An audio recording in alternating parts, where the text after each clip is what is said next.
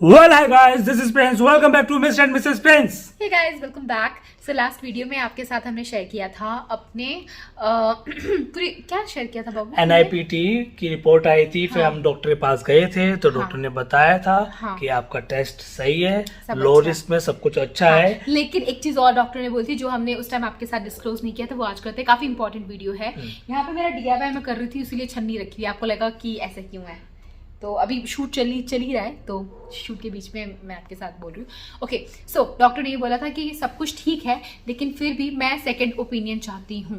एक बहुत बड़े सीनियर डॉक्टर हैं, मैं उनका नंबर आपको देती हूँ, आप उनसे ऑनलाइन कंसल्ट कीजिए, और वो अगर एक बार मेरे को पेपर पे लिख करके दे देते कि हाँ सब ठीक है, सो मुझे एक सेटिस्फैक्शन मिलेगी। ऑल दो रिपोर्ट्स अच्छी आई, लेकिन फिर भी सेटिस्फैक्शन के लिए मैं चाहती हूँ कि आप सीनियर डॉक्टर से मिले। सो सीनियर डॉक्टर से हमने ऑनलाइन बात की थी, कम से कम आधा घंटा से ज्यादा बात हुई थी। कितनी देर? 45 मिनट के आसपास। बहुत लंबी बात चली थी। उन्होंने हमारी बहुत अच्छी काउंसलिंग की, उन्होंने बहुत कुछ ऐसी चीजें बताई जो लोगों को नहीं पता होता है। जब आप एक बार इस प्रॉब्लम में पड़ते हो तब आपको पता चलता है। तो पूरा तो नहीं दिखा पाएंगे, हम आपको इन शॉर्ट दिखाएंगे और फिर बैठ करके इत्मीनान से आपको समझाएंगे कि डॉक्टर ने हमें क्या बोला। तो इन केस आप ऐसी सिचुएशन में आते हो तो आपको पता रहेगा, क्योंकि डॉक्टर बहुत एक्सपीरियंस्ड है और उनका एक्सपीरियंस हमें पता चला, वो हम आपके साथ शेयर करेंगे। अच्छा, डॉक्टर के बारे में बता दूं, कम से कम उनका 50 साल का एक्सपीरियंस है फील्ड में, मेडिकल लाइन में। और उन्होंने जो टेस्ट किए हैं, NIPT टेस्ट या एनोमली टेस्ट उन्होंने हो बोला गया, मैंने 70,000 टेस्ट किए हैं। 70,000 टेस्ट किए हैं, और उस टेस्ट में जो जो चीज निकलती है उसका रिजल्ट क्या आता है सब कुछ पता है। तो ये पूरा निचोड़ उनके पास है। नॉलेज है उनके पास, उनकी एज भी बहुत ज्यादा है। आई थिंक 78 के आसपास है। हाँ, वो घर से ही वो सब ऑनलाइन ही कर रहे हैं। मतलब जितनी भी काउंसलिंग होती है डॉक्टर्स की, सबकी काउंसलिंग होती है एक बड़े ऑडिटोरियम में पूरे, वो एक लेक्चर देते हैं, डॉक्टर्स का सेमिनार वो लेते हैं, अटेंड करते हैं।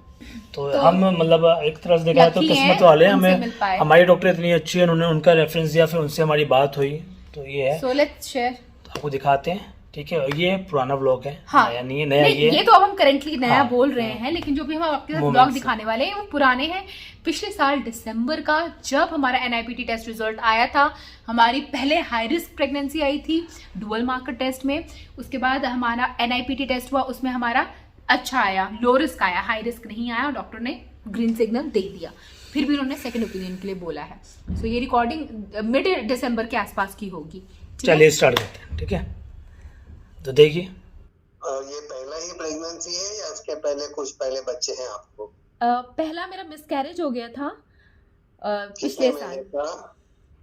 कितने महीने का था वो? 6 हफ्ते का था, पर मेरे को 9वें हफ्ते में पता चला नेचुरल। अच्छा, ठीक है। नेचुरल मिसकैरेज हो गया या क्लिनिक करना मिस्ड पड़ा? नहीं, मिस्ड अबॉर्शन हुआ है। हाँ, लेकिन वो क्लियर कैसे किया? सफाई किया अपने था या आप पहले अपने आप ब्लीडिंग हो गई मेरी। उसके बाद अल्ट्रासाउंड में देखा कि थोड़ा बहुत हिस्सा रहता है, तो डॉक्टर ने एक टैबलेट दिया, उसके बाद पूरी अपने आप हो गई।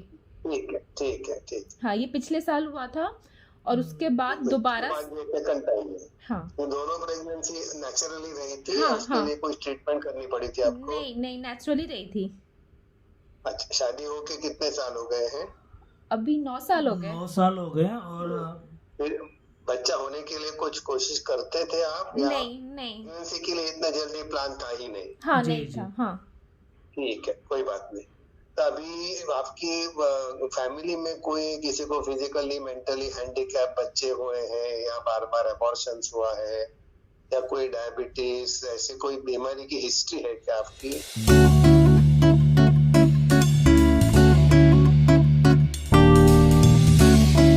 शादी नजदीक रिश्ते में नहीं है ना? हाँ, नहीं, कुछ नहीं, इनके में है। आपकी शादी है?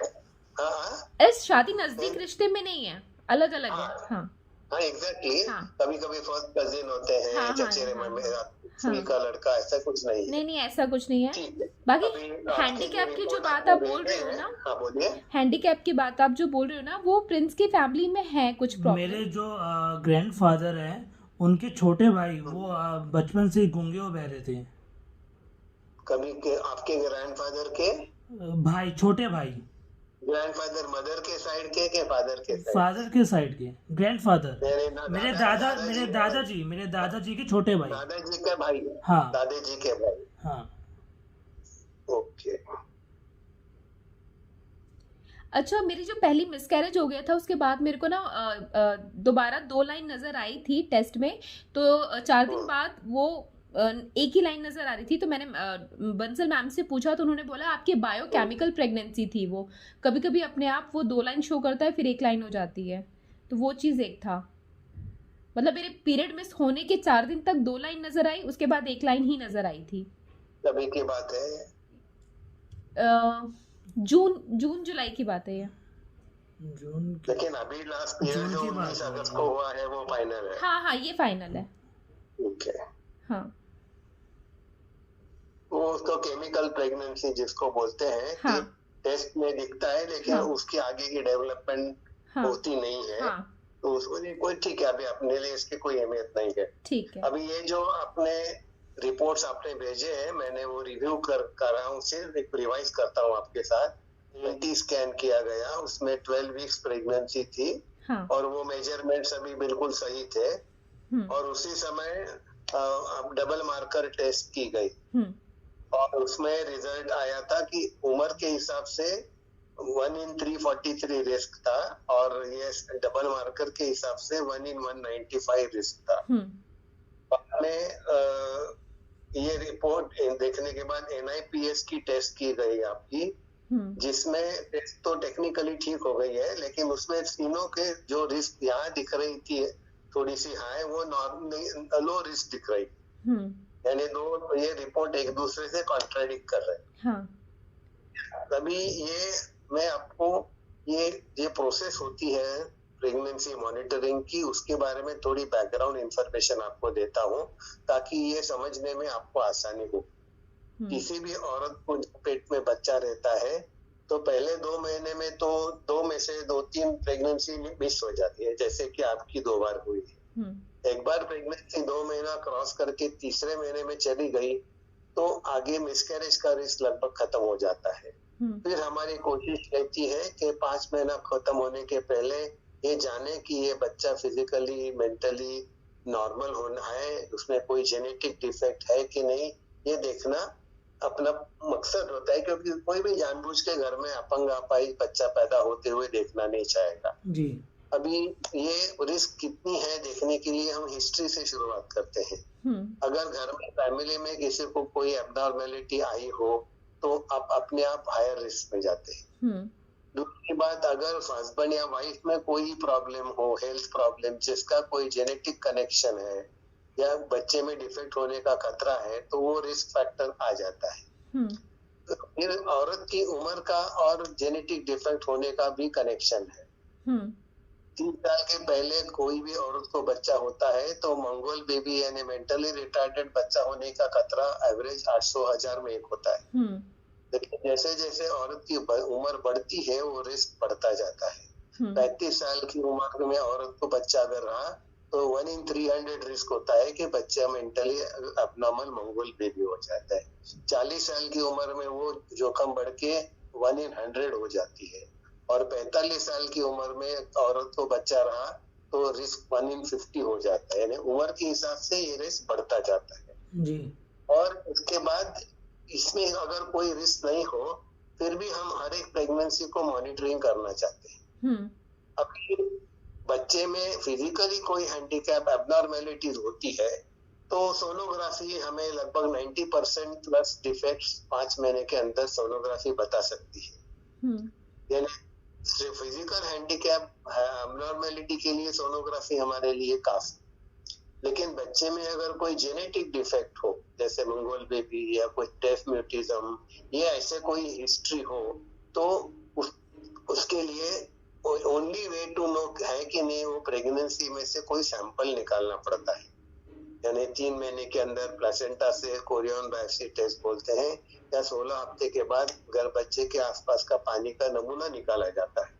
ये एक ही टेस्ट है जो हमें हाँ या ना जवाब दे सकती है, लेकिन वो टेस्ट करने में हमें जानबूझ के प्रेगनेंसी के अंदर जाके सैंपल निकालना पड़ता है, जिसमें कि 250-300 में एक चांस होता है कि ये टेस्ट करने के कारण बच्चा गिर गया, मिसकैरेज हो गया। इसके लिए हर एक पेशेंट को तो हम ये टेस्ट करने की सलाह नहीं दे सकते हैं। तो फिर किसको जोखिम ज्यादा है, किसको कम है, वो जानने के लिए ये सभी सोनोग्राफी, डबल मार्कर, NIPS, ये सब टेस्ट स्क्रीनिंग टेस्ट, ये टेस्ट हमें हाँ या ना जवाब नहीं दे सकती है, लेकिन बच्चे में ये डिफेक्ट होने का खतरा कितना है उतना ही ये टेस्ट हमें बता सकती है। अभी ये जो सोनोग्राफी की जाती है, सिर्फ सोनोग्राफी का अगर हम देखेंगे तो उसमें 70% पिकअप रहता है, यानी 70% केसेस में सोनोग्राफी से ही हम जान सकते हैं रिस्क ज्यादा है कि नहीं, लेकिन उसमें 30% में हम मिस भी कर सकते हैं। अगर डबल मार्कर को हम साथ में इसके साथ ऐड करेंगे, सोनोग्राफी के साथ ब्लड टेस्ट, तो उसका पिकअप रेट 85% हो जाता है, यानी इसमें हम फिर भी 15% उसमें फॉल्स पॉजिटिव, फॉल्स नेगेटिव होने का चांस रहता है। NIPS जो टेस्ट होती है वो भी एक स्क्रीनिंग टेस्ट, लेकिन वो उसमें से हम डायरेक्टली क्रोमोसोम्स को इवेल्युएट करते हैं, इसके लिए उसकी रिलायबिलिटी 97-98% होती है, लेकिन उसमें भी 1% to 2% false positive, false negative हो सकते हैं। अब से ये सब करने का मतलब क्या है कि इसमें अगर जो रिस्क आती है वो प्रेगनेंसी की जो टेस्ट करना मैंने बताया 1 in 250, 1 in 300, उससे अगर ये जोखिम ज्यादा है तो फिर ये आगे की टेस्ट करना हमें प्रॉफिटेबल होता है, फाइनेंशियली नहीं, रिस्क वाइज। तो अगर इसके लिए हम ये जो टेस्ट के रिपोर्ट आते हैं उसको हम 3 कैटेगरीज में रखते हैं। 1 in 100 या उससे ज्यादा रिस्क आती है, 1 in 50, 1 in 80, 1 in 100, देन वो रिस्क इतनी ज्यादा है कि हमें फाइनल डायग्नोस्टिक्स के टेस्ट सीधा करने में कोई दिक्कत नहीं लगती है। लेकिन अगर रिस्क 1 in 100 और 1 in 500 के बीच में हो तो उसको हम बॉर्डर लाइन रिस्क बोलते हैं, यानी वो रिस्क इतनी हाई नहीं कि सीधा धड़ल्ले से जाके आगे का टेस्ट किया है, फिर भी उसको हम इग्नोर नहीं कर सकते हैं। और अगर ये रिस्क 1 in 500 या उससे कमती होता है तो उसको हम बोलते हैं लो रिस्क। लो रिस्क उसका मतलब 100% नहीं है, लेकिन वो रिस्क इतना कम है कि उसके लिए आगे की टेस्ट ना करेंगे तो भी चल सकता है, it's not necessary. Of course कोई भी हम टेस्ट करते हैं तो हमें 2 चीज ध्यान में रखनी पड़ती है, एक तो टेस्ट की रिलायबिलिटी और टेस्ट की सेफ्टी। अगर हमें रिलायबिलिटी चाहिए तो हमको सेफ्टी कॉम्प्रोमाइज करनी पड़ेगी, अगर हमें सेफ्टी ज्यादा अहमियत है तो रिलायबिलिटी कॉम्प्रोमाइज करनी पड़ेगी। तो ये स्क्रीनिंग टेस्ट सेफ्टी पे ज्यादा कंसंट्रेट करती है, तो रिस्क लिए बगैर हम आपका जोखिम को जानने की कोशिश करते हैं, लेकिन जो फाइनल टेस्ट होती है वहां हम रिलायबिलिटी को ज्यादा पसंद करते हैं और उसके लिए थोड़ी सेफ्टी को थोड़ा नजरअंदाज भी किया जाता है। तो ये is like a bargain, you are exchanging reliability, then you want reliability, you have to accept some risk. If you don't want any risk, you have to accept low reliability. एक ही साइड के 2 coins है, coin के 2 sides है, दोनों एक साथ 100% safe, 100% reliable जिंदगी में कुछ भी नहीं। और ये सभी टेस्ट स्क्रीनिंग टेस्ट होने के कारण इसमें से हम step by step higher level में जाते हैं, ताकि उसमें से कम औरतों को वो प्रॉबेबली हार्मफुल टेस्ट करने की जरूरत पड़े, लेकिन एट द सेम टाइम कम से कम अफेक्टेड बेबीज उसमें से छूट नहीं जाने चाहिए। तो we want to pick up as many women with high risk with keeping the risk factor as low as possible. तो ये वहां हम कॉम्प्रोमाइज करने की कोशिश करते हैं इसमें। तो ये सब देखते हुए अभी आपकी हिस्ट्री में वैसे तो कोई प्रॉब्लम नहीं, अभी डेफ म्यूटिज्म ये प्रॉब्लम थोड़ा अलग है, क्योंकि उसके लगभग 100-150 से अलग डिफरेंट रीजंस होते हैं डेफ म्यूट होने के। तो वो जो अफेक्टेड जो बंदा व्यक्ति है उसका अगर डिटेल में टेस्ट किया गया हो तो हम उसको बोलते हैं कि वो जेनेटिक है कि नहीं, और फिर उसको हम प्रेडिक्ट कर सकते हैं कि नहीं। लेकिन अभी आपके दादाजी के वो भाई, तो उनके बारे में तो आपको कुछ मालूम होगा, तो फिर भी हम ये बात अपने ध्यान में रखेंगे और आगे ये इसके ऊपर थोड़ा फोकस रखने के लिए बोलूंगा कि वो जब भी आगे की टेस्ट की जाएगी, बच्चा पैदा होने के बाद उसकी भी हियरिंग टेस्ट इमीडिएटली की जाती है, ताकि ऐसा अगर कोई रिस्क हो तो उसको हम इमीडिएटली अगर ट्रीटमेंट शुरू करेंगे तो ऐसे डेफ म्यूट लोगों को भी नॉर्मल लाइफ आगे का हो जा सकता है। आजकल कॉक्लियर इम्प्लांट करके आया है, उससे बच्चा ऑलमोस्ट नॉर्मल बिहेवियर उसका होता है, वो बोल सकता है, सुन सकता है, उसकी पूरी जिंदगी नॉर्मल रूट में चली जाती है। तो ये आगे क्या करना हो हम देखेंगे, लेकिन अभी इस समय हमको ये बात सिर्फ अपने दिमाग में रखेंगे। लेकिन ये प्रेगनेंसी में उसके लिए प्रेगनेंसी डिलीवरी के पहले टेस्ट करना जरा मुझे मुश्किल लग रहा है, और उसकी खास जरूरत भी नहीं पड़ रही, क्योंकि 3 पीढ़ियां बीच में निकल चुकी है। उसके बाद बीच में किसी भी पीढ़ी में कोई डेथ म्यूट आया नहीं है। अगर ऐसा होता था कि दादाजी के बाद आपके चाचा या फूई में कोई डेथ म्यूट है, या आपके भाई बहनों में कोई डेथ म्यूट है, तो हम उसको ज्यादा अहमियत देते थे, लेकिन ऐसा नहीं हुआ। 3 पीढ़ियां बीच में से क्लियर निकल चुकी है, तो फिर it could be just incidental finding, but then we will keep it at the back of our mind.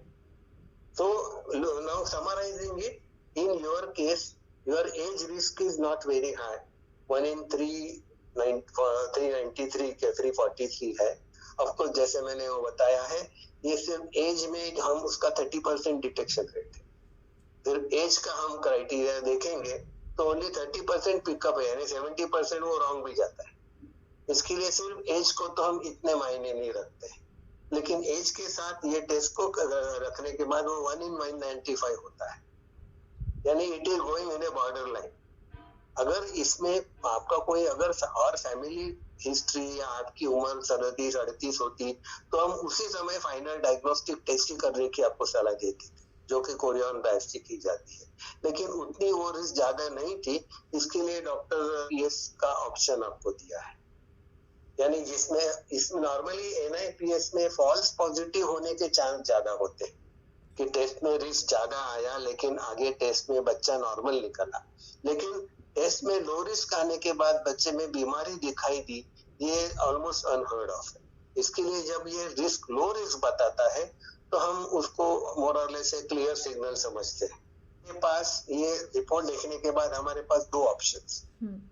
अगर हम चाहते हैं कि नहीं अभी ये NIPS की रिस्क लो है, फिर भी डबल मार्कर को हम ज्यादा अहमियत देना चाहेंगे, तो हम बोलेंगे कि आपको पानी का नमूने की टेस्ट करने की जरूरत स्ट्रेट फॉरवर्ड है, बीच में कुछ करना नहीं। लेकिन जैसे मैंने बताया NIPS की रिलायबिलिटी 97-98% है, इसकी रेट 85%। तो I will put my faith more on the NIPS, but at this I'm not going to take it as final verdict.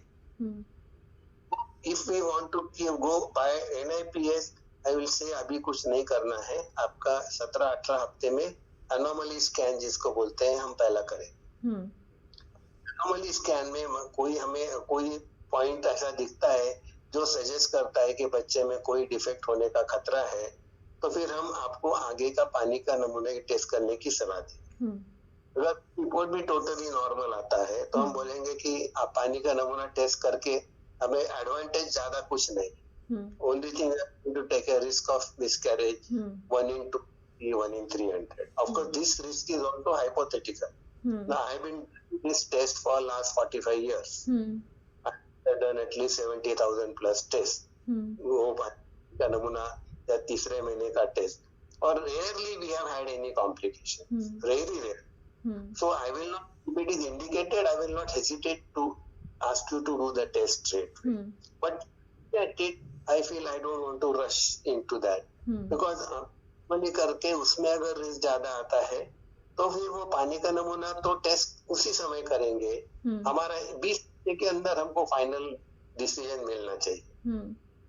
भगवान न करे बच्चे में कोई अबनॉर्मैलिटी आती है, तो 20-22 हफ्ते तक ही हम उसको अबॉर्शन कर सकते हैं। अभी ऑफ कोर्स वो गवर्नमेंट ने कानून बढ़ा के वो 24 हफ्ते तक भी जाने को परमिशन दी है, लेकिन we don't want to delay that long. जितने जल्दी हो सकते हैं हमको फाइनल डिसीजन लेना है।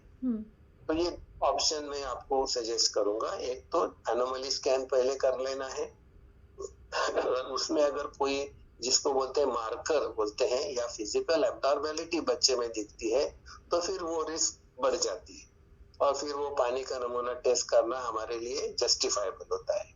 लेकिन अगर वो रिपोर्ट टोटली नॉर्मल आता है, तो वो सब देखते हुए हम आपको बताएंगे कि ये टेस्ट करके मिसकैरेज के रिस्क के बदले में हमें कुछ ज्यादा पॉजिटिव मिलने के चांसेस बहुत कम है, तो फिर वो पानी का नमूने की टेस्ट हमें करने की जरूरत नहीं पड़े। ऑफ कोर्स अल्टीमेटली अगर आप कभी कभी पेशेंट बोलते हैं नहीं डॉक्टर 1000 में एक भी चांस हो तो हम वो रिस्क नहीं लेना चाहते, भले हमें पानी का नमूना टेस्ट करने की नौबत आती है वो भी हम करने को तैयार है, तो फिर हम बोलेंगे ठीक है आप पानी का नमूने का टेस्ट कर सकते हैं। लेकिन सोनोग्राफी में अगर कुछ पॉजिटिव हमको दिखता है, and positive means significant which will increase the risk of this baby having some problem, then we will not hesitate to recommend the fluid test to you. Our recommending it to you is one thing, and you insisting on doing that even when we are telling it is not necessary is another thing.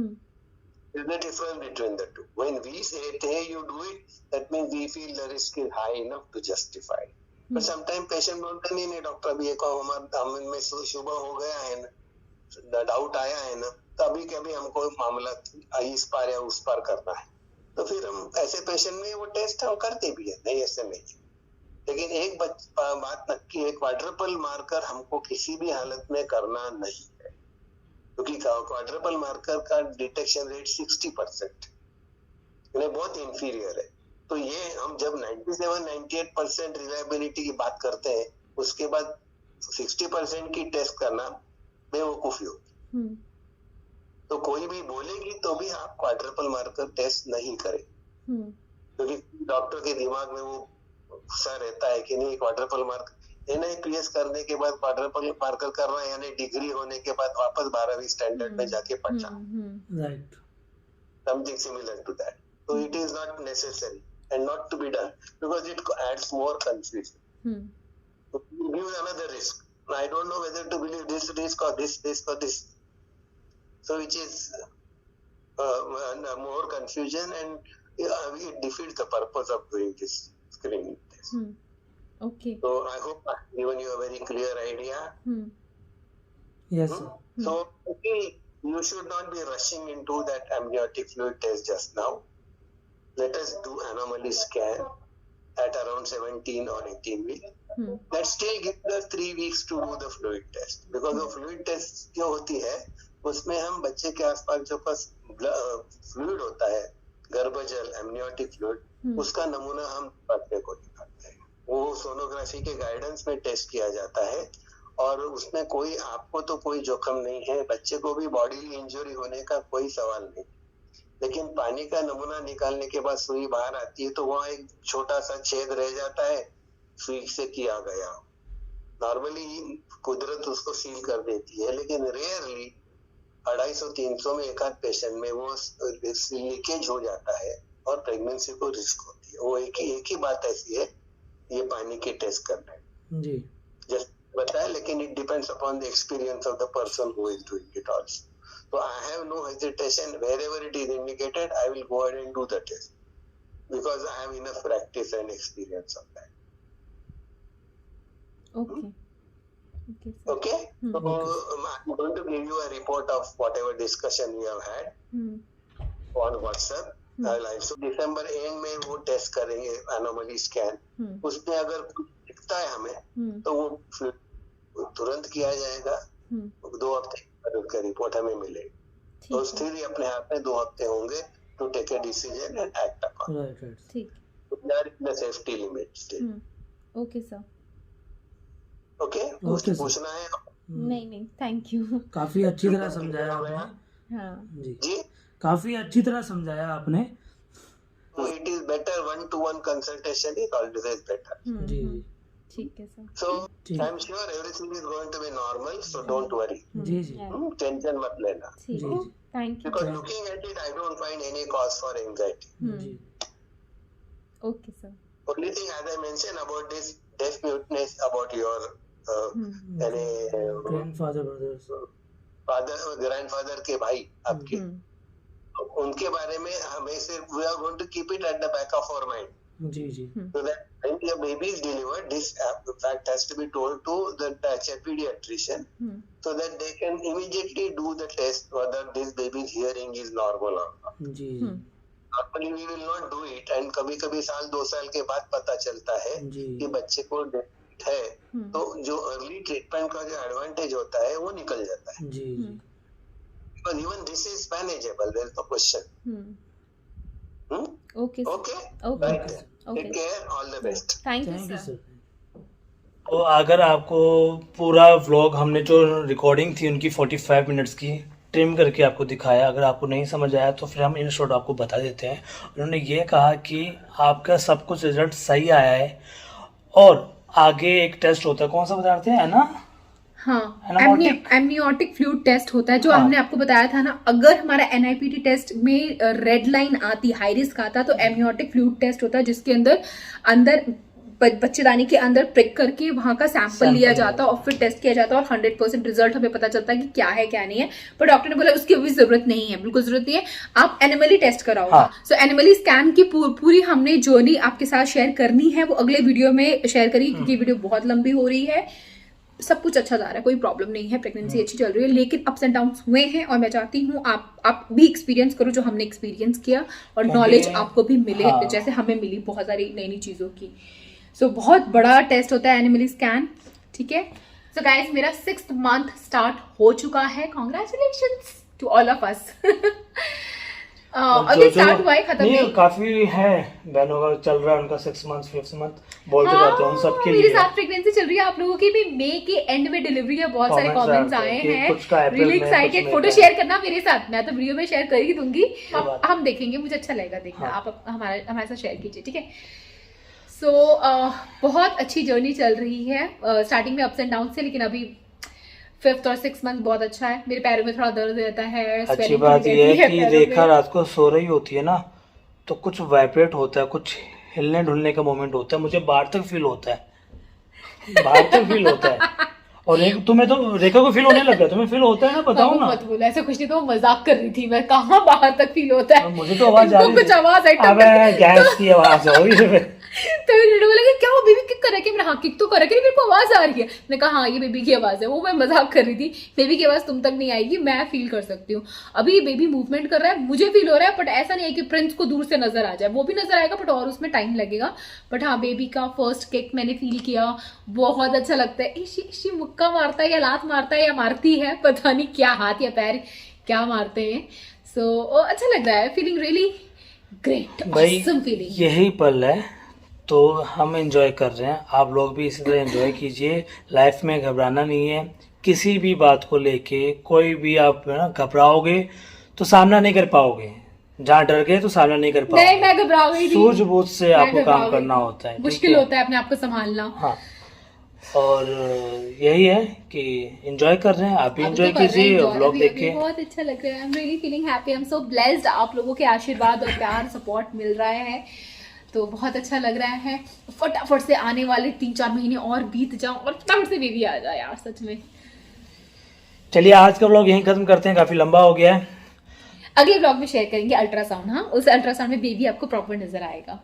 That's it for today, हम आपसे फिर मिलेंगे, तब तक के लिए bye guys.